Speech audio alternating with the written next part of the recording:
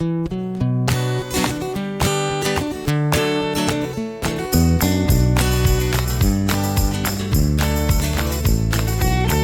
the Underpowered Hour. On this week's show, we're joined by guest host Joe from Lost Cause Ranch. We talk about his adventures across the Midwestern United States, Series Rovers, Freelanders, and even Menards. And now, here's the show.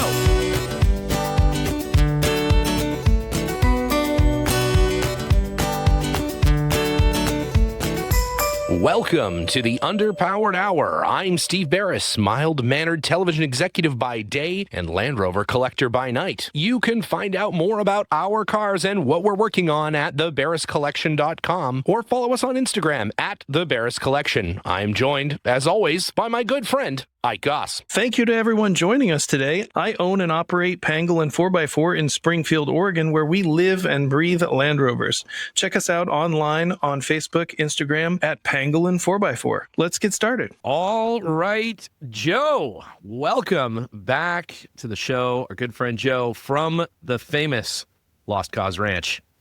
Happy to be here. Infamous, maybe. Infamous. Oh, yeah, that's probably closer. Yeah. Well, it's good to have you. Thanks for helping out today. As again, Ike is somewhere in the bush of South Africa. We got a listener correction. Apparently, it is not a tribe of monkeys. It is a troop of monkeys. Oh, a troop. So, troop of monkeys. Good to know. Yeah, we got a listener correction. So, it's important that we set the record straight. Yeah, absolutely. So hopefully Ike is slowly making his way back to North America. But in the meantime, Joe, it's good to see you, and thanks for joining the program this morning, giving us a hand getting this ship into port, such as it is. So. I mean, I'm no replacement for Ike, but we'll try. Depends on who you talk to, I guess. So in the news this week, there apparently, according to the drive.com website, which is a UK website, they have chosen the Land Rover Defender as the best SUV under 150,000 pounds. They're big fans. And I mean, I guess if you said 150,000 pound, which is nearly what, $180,000 lid, sure. I mean, lots of stuff fits in there. So they might not have been talking about the Octa, though. Yeah, I think it's just right underneath where you could get an Octa. But it's funny because the fact sheet, they say the price ranges from $92,000 to $317,000. So kind of a wide open. I want to know where this $317,000 model is. I want to know which. That would be something to see. A $300,000 new Defender. Be pretty nice. We'll have to get the Sarek folks to whip up one of those for me. I bet Ralph could figure it out. He could get an extra $220,000 worth of shit on the outside of that thing. It'd be awesome. I think Bob Steele has spent about that much, but I think probably $150,000 of that is fixing things that he has broken. So he's almost replaced the car at this point, I think, in replacing broken parts, but well worth it. Having a hell of a time out there. So speaking of events and things, you have been traveling the country, showing up as a celebrity guest at all kinds of events all up and down the East Coast. So I know you spent some time with Liza and Jenna at an event not that long ago. So how was that? That one was good. That was the closest one we've been to us. That was in Minnesota, so at least it was in the neck of the woods. Mm-hmm. So it was only an 8-hour trip, but no, that was a fun event and a great program put on by Liza and Jenna out there too. And such a neat area. It was an old iron ore mine. You get quite a bit different terrain than a lot of people are used to. It's nice, really cool, yeah. Sharp, jagged rocks. I still have wheels that are stained red. Tires will never be not red. Right, it sticks with you. Oh, that's cool. What vehicle did you bring out there? I don't remember now. Did you have the Eco Challenge car, or which one did you bring out? I took the free LR4. The one that was donated because of the timing chain issue. That's so right. That made its first out-of-town journey. And how did it run? You happy with the free car that just needed was worth every of hours of work? Yeah, exactly. Right. Yeah, right. Exactly. Yeah. Yeah, it's a good thing my labor is cheap. Yes, but right. Yeah. But no, it ran fantastic. And once you do timing chains in a 5-liter Land Rover, they're marginally better than normal. But marginally better, yeah. I've never owned that era of Land Rover from about Discovery 2 to the new Defender, or I guess technically the new Discovery. there was a period of time there where I, for whatever reason, just didn't have a new Land Rover. As, traditionally Liza drives a new one, and I'm relegated to ones from the 1950s. But obviously a ton of people that have those cars, they really like that generation of Land Rover. It is kind of the end of an era, in my opinion. It's still the boxy shape. It's still a very utilitarian, a lot of cargo room, great off-road capability. It just, with age, they can hurt the pocketbook if you don't have the correct person to work on them and maintain it. I mean, an LR3 gets you 90% of the way to there to an LR4 with much more reliability, and the 5-liter power is nice. Right. No, I know John Costa just got an LR3 not that long ago, I guess, a while ago now, but he just raves about it. He really likes it. He's a big fan. I would like to get a Nick Dimbleby edition LR3, which is the diesel engine and the manual transmission. Yeah. That would be the way to go. We got robbed over here. It's too bad, and I don't even know. I mean, it's going to be a long time before one of those can come over here, but I don't think there was. I mean, there ought to have been a country that had them in left-hand drive. I'm sure there was, Italy or something must have gotten them in left-hand drive, Spain or something. That'd be the one to get. I think that'd be really cool. Well, yeah, and by the time you can get it, it is old enough for you to drive it and not Liza. That's right, exactly. It's shitty enough for me to drive it. That's the criteria there, yeah, because if it's too nice, Ike has never learned to drive a car with an automatic transmission. I just can't seem to drive cars with seatbelts. That's my that's the cutoff. As soon as they started putting seatbelts in them, it just ruined the whole driving experience. So, yeah, but thankfully I can only go 40 miles an hour. So what's the worst that could happen? I mean, again, in a crash in an 80-inch, you want to be thrown free of that wreckage anyways. You don't want to be stuck in there. Yeah, you want to make sure you get ejected far down the road, but that's cool. Yeah. So, what was the next event then that you went to? Was just recently, right? Well, we did one in between there. We did Alabama in October. Yeah. So we went down and did the Gulf Area Rover ROM, and that was a blast too. Once again, we got to see some completely different terrain. Yeah. It was ocean and sand, and we still have sand with us from Alabama as well.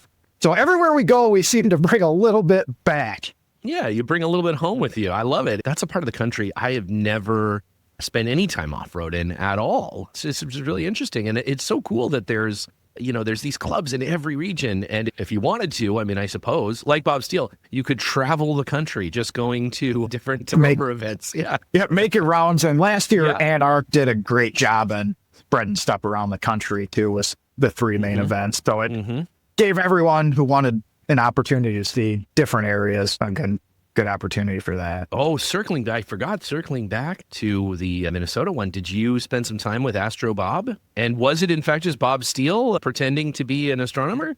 So I actually missed out on Astro Bob. So I came in that night, and then we did the infamous night water crossing. I heard about that, the 12-hour long night water crossing. Yeah, I didn't realize Astro Bob was going to extend his stay there because we missed his original time slot, but he was gracious enough to stay and show everyone who did that for the fact. But I went to bed because I drove 8 hours up there, and then I did a 12-hour water crossing 15 minutes after we showed up. That's what I heard. And I heard that Justin had a brand new Lucky 8 Defender or something that was just Brillo padded through it was narrow. Yeah, that's what I heard. That was a little tough. That's pretty funny. But that's cool. It's neat that you can do all of that stuff in a place like that. But yeah, too bad. Well, maybe we'll have to get Astro Bob to come down, maybe do an in-house session for you there at the ranch. Yeah, we can see the stars here too. So. Yeah, the Lost Cause Planetarium there. So. Ever-expanding empire out there, let me tell you. Exactly. Yeah. If there is an observation tower available at Menards, then we're good to go. We could do that, yep. I go hunting every year in South Dakota with my dad over Thanksgiving. The hotel, the very classy Holiday Inn Express we stay at, is right across the street from a Menards. Every year, I have to go to Menards. I just walk around because I'm like, I hear throughout the year so much about Menards on Joe's channel that I feel like it's a pilgrimage that I have to take. So yep, I think it's 4 or 5 trips a week. I mean, you cannot do a single project without at least 3 trips to Menards. To Menards, yeah. It is a magic place, let me tell you. For those on the West Coast, we just had no idea what we're missing out on. You think it's just like, it's like Lowe's or Home Depot or something, but oh no. No, it's something quite different. Oh, yeah. You got all kinds of stuff. It's a really fun Midwestern. There's also the place with the cheese curds, the hamburger place, the Butterburger. Oh, Culver's. Culver's. Culver's. Yes. Yeah, that's we're right across the river from that. Yep. Right. There's a Culver's right across the street from this Menards. It's like I couldn't be more in the Midwest if I tried. So it's Double experience. I mean, I think though technically is South Dakota still considered the Midwest? I don't know. I don't. That's. I don't You're know. right on the edge. Yeah, you definitely are. I mean, in so many ways, I think in South Dakota, you are right on the edge there. Somebody asked me like, oh, well, bird hunting, like isn't that, there's 1 million people in South Dakota and there's 3 million pheasants. So I don't think anybody could possibly make a dent in that pheasant population. It's not possible. You couldn't do it. But yeah, great folks there in South Dakota, and they got it all. They got your Culvers. They got your Menards. What else could you need? Yeah. Yeah, a Cabela's the size of like an aircraft hangar. They got it all. They got it all. A little place called Mitchell, South Dakota. That's where we go. Yep. Corn Palace. The Corn Palace. It's amazing. It's crazy. I had no idea. Like what an idyllic little town. So lots of fun.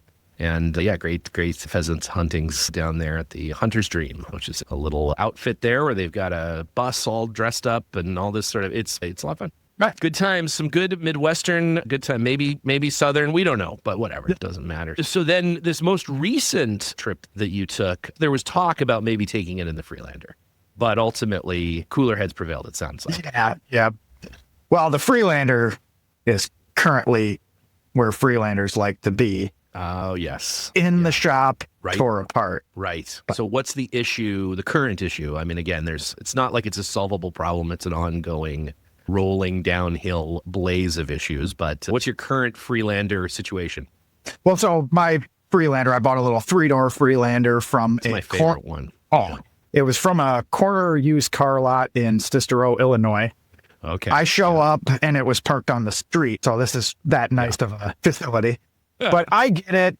And it has a little engine noise, and which that happens. Thankfully, it appears to just be a lifter noise. Mm-hmm. And after pulling the cam cover off, we were able to see why. And it has 123,000 miles now. And I think it's had 1.5 oil changes in its lifetime. So built up sludge. So currently I have the cylinder heads off. Yeah. And we're giving it a fresh clean on everything and new set of lifters, all new gaskets. So it never broke. I mean, the throttle body did, but the engine never broke, which is surprising for the V6. It is. Yeah, that's a unicorn engine you have there. How are your timing belts? Are they in okay shape? They will be when I put the new ones on. Right, exactly. Yes, yeah. I have to say that is, I don't know, you have far more experience with a variety of vehicles than I ever will, but the fact that it has this dual timing thing, one on the front, one on the back, like that seems to me to just be really stupid. And I know Land Rover didn't build that engine, that they sourced it, but still, like, what a terrible engine, especially when you transversely mount it so the rear timing belts are inaccessible under basically any circumstances. And then the front timing belt, we go ahead and put the entire front of the engine and engine mount, bolt it through the timing belt. So you have to remove the entire, you might as well remove the engine. Just pull the engine out. Yeah, two timing belts. Yes. Yeah. Yeah, no, it's quite the thing. I mean, even just the O2 sensors and Liza and I's journey through replacing those things, it's absurd. I mean, it's a consumable part. You'd think that'd be pretty easy to get to, but I don't know if they were made by like tiny miniature people or something at JLR at the time, like there were children working there maybe, but that's the only arms that fit in there. Thank God Liza has elf arms. Well, that's it. I got small hands too, so fortunate, very fortunate. That's the only reason it's getting accomplished anyways. Oh, that would explain a lot if it was miniature people. Tight and absurd, the way that car is laid out. But man, for the brief periods of time when they are working, too much fun. Just really a fun car. And you take that rear roof off and it's just a blast. I really want, obviously Nick Dimbleby was on the show last week and we were talking about his yellow 3-door. Again, everybody has a 3-door. I got to get on sourcing myself a 3-door, as my 4-door only works about 10% of the time. So Then you'd have 20%. Yep. That's exactly right. Yeah. I just have to get like 10 of them. And then at some point, one of them is bound to be, at least drivable. So, but yeah, I do love 3-door. I need to check out what Nick was talking about with his little sun cap deal. Ooh, I want to, that would be fantastic. I've never heard of that. I didn't even know that was something they made. Yeah, we got to figure out. Maybe there's an aftermarket for some repros of those, of those caps for the 8 people that still have that car. So at some point, I've talked to John and Harold for years about going and getting John's crushed Freelander for parts, but I've not made it out there. A long journey. I don't know what it is. Maybe it's the Jerry McGovern of it all. Maybe it's the first kind of vehicle of its kind, but there's just something kind of joyful about the Freelander that doesn't make sense. Yeah. But, and I jokingly say it's my favorite Land Rover, but it's closer to the truth than I like to admit. I think that's true of everyone. And I think if you haven't admitted that to yourself yet, it's only a matter of time. I think it's everybody's deep down. It's everybody's favorite Land Rover. I mean, listen, I have many favorite Land Rovers for different reasons. Certainly a Land Rover of that kind, it's my favorite. There you go. And hey, some of the biggest Land Rover collectors in the world, Phil Bashel, he is a huge fan of the Freelander. That guy's got so many Freelanders, it doesn't make any sense. He's got barns full of Freelanders all over the Midlands. He's the world authority on collectible Land Rovers. So, and can't argue that. And the Freelander has a big part in Land Rover's history on kind of pulling them out of an era, the late 90s, early 2000s. I mean, the mass amount of those that were able to be sold and produced versus the rest of them. I mean, it's totally true. Yeah, it's the Porsche Cayenne of Land Rover. I don't know what Land Rover would look like today if it wasn't for the Freelander, both literally and figuratively, because, it was, of course, Jerry's first intro into the Land Rover community. And the funny thing is it looks the least like a Ford Explorer of like any car ever built. So I don't know why. I would be totally fine if new Land Rovers looked like the Freelander, like really didn't just look smooth, but like the Freelander looks really cool. It has a really neat, it has a really neat shape. And then the Mercedes G series or whatever they are, GL series, whatever the hell they are, the ones that were used in Jurassic Park and stuff, they were very much like styled off the Freelander. And of course, is it the CRV or the RAV4 of that same era that looks like almost the same? RAV4, well, I mean, you mix those two together and you got a Freelander. You get a Freelander, yeah. Exactly. Yeah. No, I'm a big fan, man. There's no shame in it in my books. I think if you don't yet own a Freelander, it's time. Get out there to a local used car lot and just don't ask any questions. Just put down the money, bring it home, and just start learning how to change timing chains or timing belts. It's going to happen. So you couldn't take the Freelander, unfortunately, because it's in a restorative phase, let's say, one of what I'm sure will be many. What did you end up bringing rather down to this most recent event? So we took Ted's 1966 Series 2A. Now we're talking. Now you're talking my language. That's just the right amount of stupid. Because this, if I'm not mistaken, is a winter event, yes? Yes. Yeah. I mean, so this particular Land Rover lived its entire life in Arizona up until 2 years ago. So it is the perfect thing to introduce to a bunch of snow and salt. I was going to say you're catching up on the rust that it didn't get up to this point. So that's good. Perfectly clean one. Yeah. So why not drag it halfway across the country through a snowstorm? Do it. Yeah, fantastic. So this is a standard, sort of bog standard 88. Is there anything, have you guys done any kind of upgrades or anything to it to make it more insulated? It doesn't have a working heater. So we were on a short time frame and we had a little challenge with Justin from Lucky 8 and Ralph Therick from Therick Auto Work, and they both brought their series Land Rovers as well. So we kind of threw this together in winter prep mode in about 9 days beforehand. So we did some unique stuff. We put some windows back in it, which is very useful. That's a good thing to do. Good place to start. Yeah. It was missing one Alpine window, a couple quarter glass, and then one driver's door glass. So more weather tight. And then, I mean, a little bit more. Fresh air. A little bit more. Yeah. A little bit more. Sure. But to help out with that too, the factory little heater wasn't quite working. So we mounted That's startling. We mounted a diesel heater in the back in case it got too cold. Yeah. But surprisingly, throughout the trip, the weather in Maine was 40 degrees warmer than the weather in Iowa. Holy smokes. So it actually worked out perfect. We went the right direction, apparently. Yeah, that's right. Wow, that's fantastic. Then on top of that, we just updated the suspension. It was a little loose. Alabama was the first time we ever used that one. And at speed, it was a little scary. By speed, we mean 35 miles an hour. 35 miles an hour. Yeah. That's a blistering pace for an old 2A, but well, that's great. And so for those who haven't seen the videos, and if you, for whatever reason, listen to this show, but haven't gone to YouTube to watch the Lost Cost Ranch, if you look at that Venn diagram, it's just a circle, I would imagine. I imagine it overlaps perfectly. I can't imagine that there is anyone, but for those edge cases where maybe you have it, absolutely head over to YouTube and check out the Lost Cause videos on this event. But Justin's series car is in pretty great shape. They've done a really nice job on that one. And what did Ralph bring to that party? We can call it a series, I think. But Ralph had what is probably the most entertaining Land Rover I've seen in quite some time. It was a customer car at some point that he acquired or ended up with. And the underpinnings are essentially a zoo, including the drivetrain, the frame, the front suspension. The rear frame was made from something. Yeah. We don't quite know. And then some it was barnyard metal or something back there. Yeah. And then it was equipped with some side-by-side tires. So some nice ATV tires. Yeah. It was quite the riot.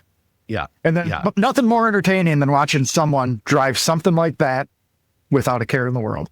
That's right. Nothing more capable than a car that either isn't yours or you genuinely don't care about. Those extremely, extremely capable. I certainly remember I want to say a Honda Rabbit back in the day that was incredibly capable off-road. Well, that's awesome. Yeah. And so what was the outcome of the big challenge for those who haven't seen the video series? But Justin is working on the final video right now, and that will be released soon. Excellent. It might have gone well for me. That's what we like to hear. Sometimes it's just brute force over quality. Justin and I are working on a little project that hopefully he's on the show here to talk about very soon. And I know you'll be very interested in, and everybody, I'm sure will be. So there's one getting refreshed for that project. Yeah, it's going to be a lot of fun. We're going to see. So so stay tuned for that. Justin's going to come on here real soon, and we'll talk through that. I'm very excited. It's one of the most exciting events that I've had an opportunity to be involved in a long time. So it's going to be great. You two are going to have something very cool with that. Very stupid, very, very stupid, which is right on brand for us. So, so what's going on there at the old ranch, at the shop? It's done now. Yeah, it's pretty incredible. I have to say, for those who don't know, that you've literally more or less by yourself, a little bit of help now and then, but more or less by yourself, from the ground up, built a brand new shop facility there at the ranch. And it's fantastic. I have to say, it's really a wonderful building. Looks like a great shop space, looks really, really useful, really fun. And it's just been so much fun watching you, slowly overcome your fear of heights and then build this thing by hand. It's fantastic. It's like an Amish barn raising over there. Really, really fantastic. Oh, it's been a blast. I had virtually zero construction experience before tackling that. So it's been a 2-year learning process, but worth it along the way. A lot of skills gained, but I mean, it was an undertaking. Yeah. And I'm 5'6". I like to be close to the ground. And there was points where I had to be 30 feet in the air to hang the trusses and stuff. And that just doesn't sit well with me, but it is better now. It is better. Yeah. Nothing like facing your fear. Hey, maybe you go into the pole barn industry. I've seen a lot shittier pole barns created by people who do that for a living. It was a great space.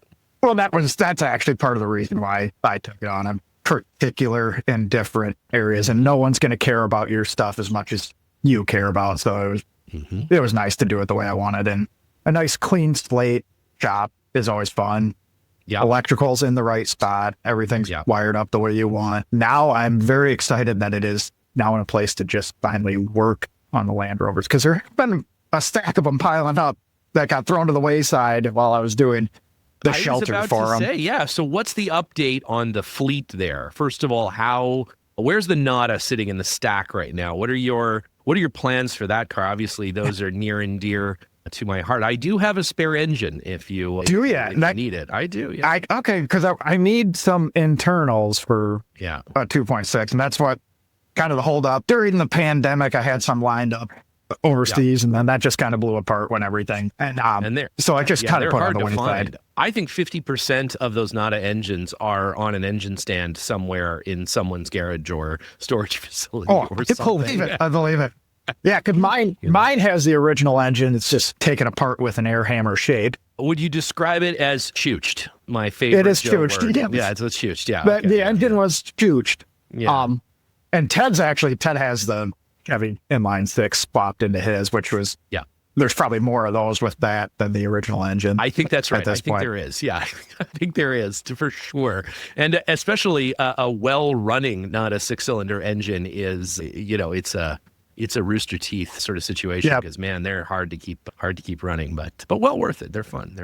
So that's there was just one on Bring a Trailer, wasn't there? That just sold. I think I missed that one. I think it had its original engine. I mean, it was very original, but like original it was a nice car, but like very, very original and not necessarily stored or anything, just sort of like was original. Left to sit. Yeah. So I think there's some work to be done on that car, but yeah, they're neat. I don't think it had any paint left on it or any of that sort of stuff, but those are great cars. Okay, all right. Yeah. Oh, it'd be fine. Yeah. You get that going.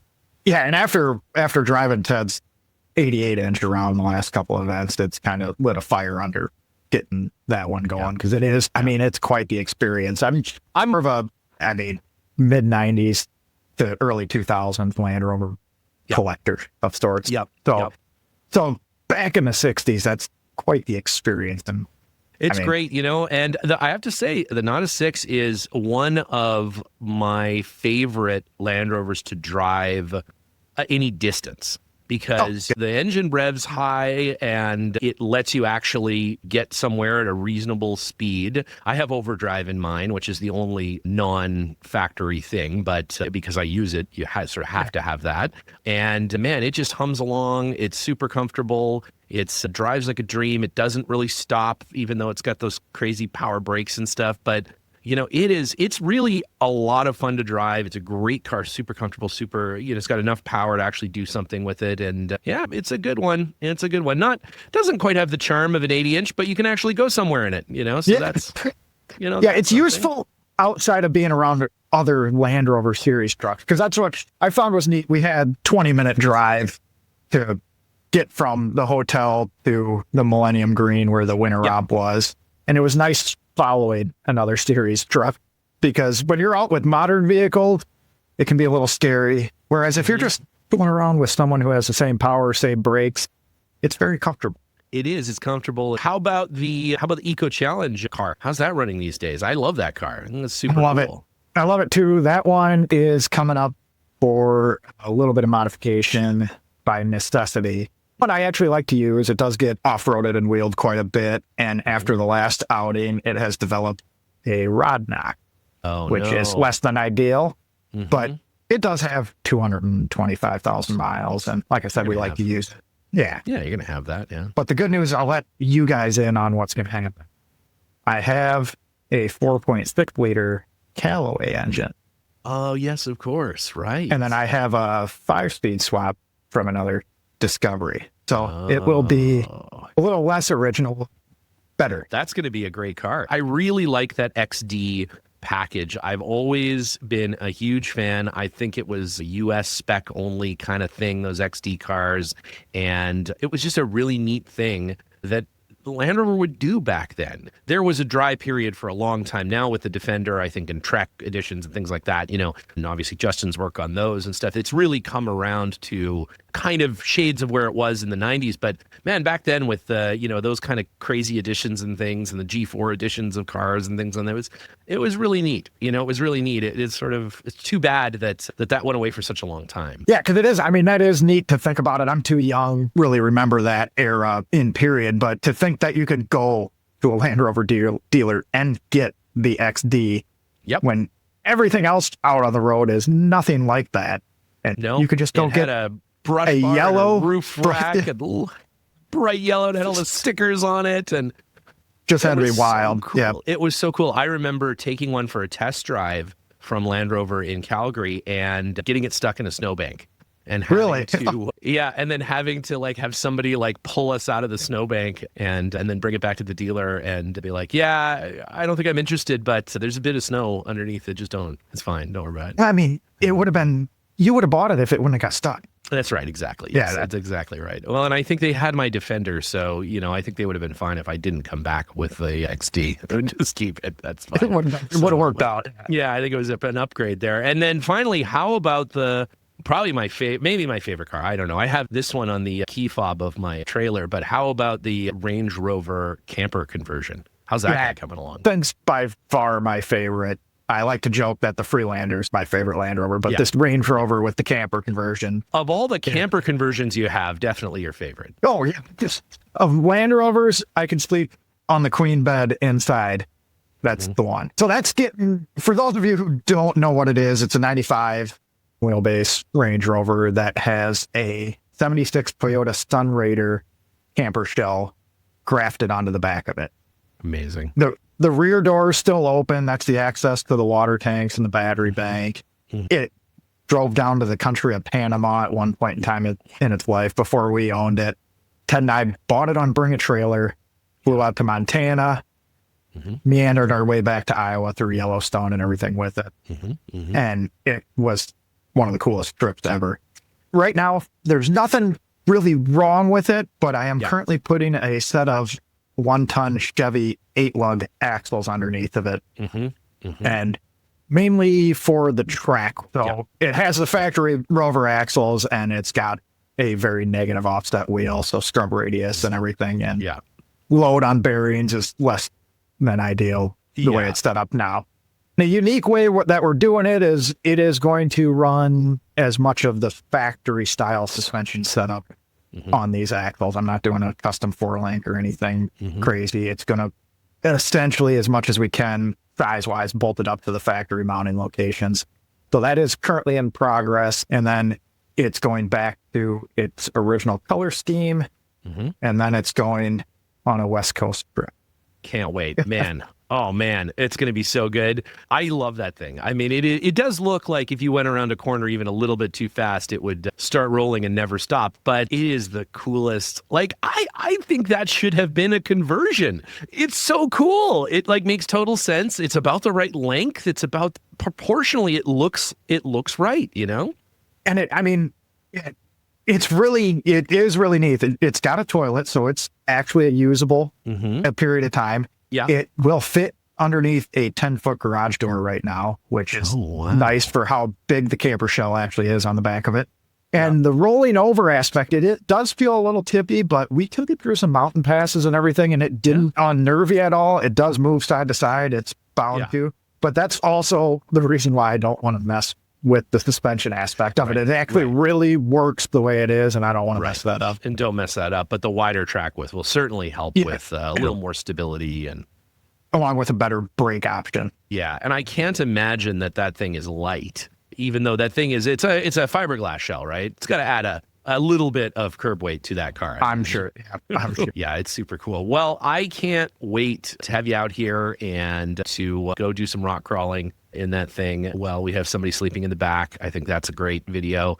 It's a cool stable of cars out there. One of these days, Ike and I got to get out. We got to do some kind of a project or something. We'll figure something out. I'd love to do it. I'd love to do it. But thanks for the time today, Joe. It's always a pleasure to sit and chat with you because, man, you've got so much cool stuff going on out there, and channel's doing fantastic. How many subs are you up to now? You've got a huge audience there. We're at 19,000. Right? 19,000. That's incredible.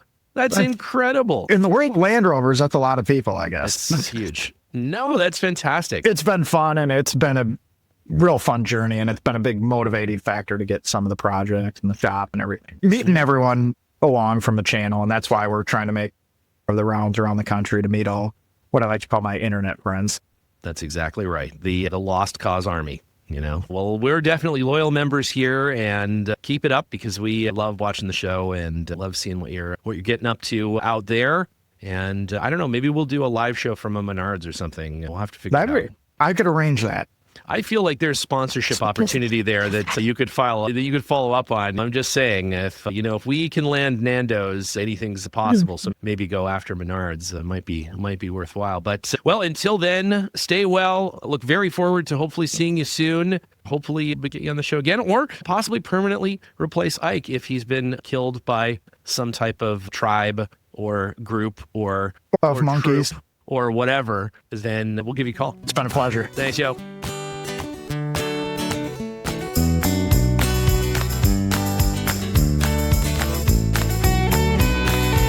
The Underpowered Hour is produced by Liza Beres, Ike Goss, and me, Steve Beres. Pavel Svardov composed and performed our theme music. Consider supporting the show on Patreon, and if you already do, thank you. Your support makes the show possible. For even more, check out our Instagram or Facebook.